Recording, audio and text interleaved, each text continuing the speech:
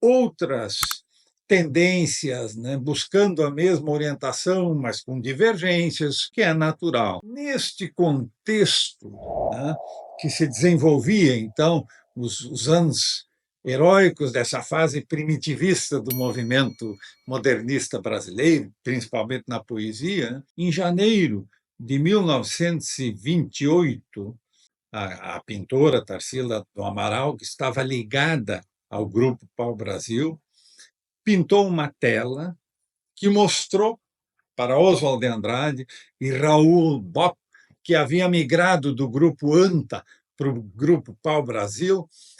Enfim, era aquela agitação cultural, né? E então a Anitta mostrou a tela para os dois, que ficaram chocados, né?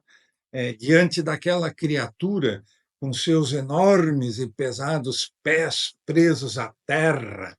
Oswald olhou, depois de longamente contemplar o quadro, olhou para aquilo tudo e deu o nome para o quadro de Abaporu, que significa antropófago, né? E Oswald de Andrade e Raul Bob viram ali, naquela criatura, no Abaporu, se desenvolveria, então, no movimento antropofágico, né? E daí surgiu uma revista, que é a revista de antropofagia.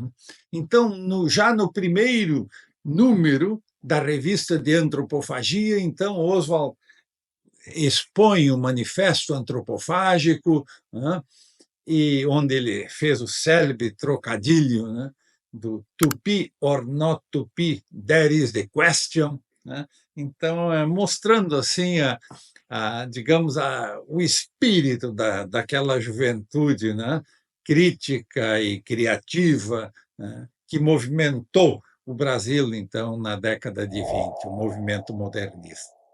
E eu trouxe esse exemplo, né, do movimento antropofágico e da revista de antropofagia, porque justamente no terceiro número da revista de antropofagia, então, que entra em cena, então, o nosso personagem do vídeo de hoje e dos próximos vídeos, né? Vocês poderão ver aqui na imagem, né, um jovem de Belo Horizonte, né? Uma colaboração de Belo Horizonte, um poema chamado No Meio do Caminho. E esse poema, embaixo aparece então o nome do seu autor, Carlos Drummond de Andrade. Então vamos ler esse poema No Meio do Caminho e depois comentar um pouco a respeito dele. Então vamos lá. No meio do caminho tinha uma pedra. Tinha uma pedra no meio do caminho. Tinha uma pedra. No meio do caminho tinha uma pedra. Nunca me esquecerei desse acontecimento na vida de minhas retinas tão fatigadas. Nunca me esquecerei que no meio do caminho tinha uma pedra. Tinha uma pedra no meio do caminho. No meio do caminho tinha uma pedra. Nos leva a uma reflexão. Um jovem de 26 anos consegue abalar a cultura brasileira com um poema. Realmente é é quase um mistério. Como esse mistério da pedra no meio do caminho persiste na cultura brasileira, esse abalo sísmico do poema está vivo até os dias de hoje. É muito curioso.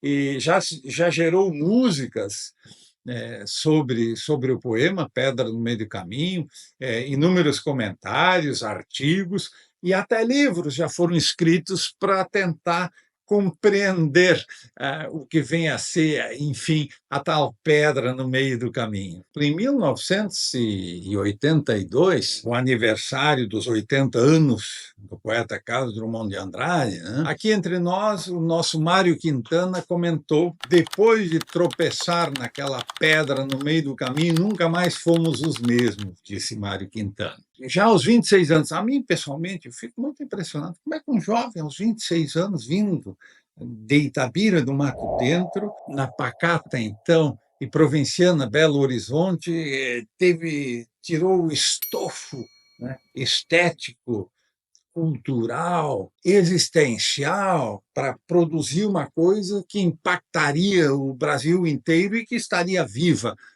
até os dias de hoje, né? Realmente é um mistério na obra um mistério na poesia brasileira e esse mistério de um jovem de 26 anos, então, causar todo esse alvoroço e todo esse abalo.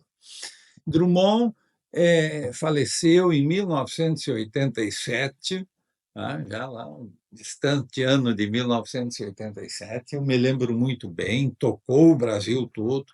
O então, na época, presidente em exercício, Ulisses Guimarães, foi até o sepultamento, o enterro de Carlos Drummond de Andrade, no Rio de Janeiro, na condição de presidente da República, e eu me lembro que Ulisses Guimarães, o presidente, chegou lá e disse: na minha pessoa, simbolicamente, está o Brasil todo homenageando o seu grande poeta, Carlos Drummond de Andrade. Então, o nosso canal também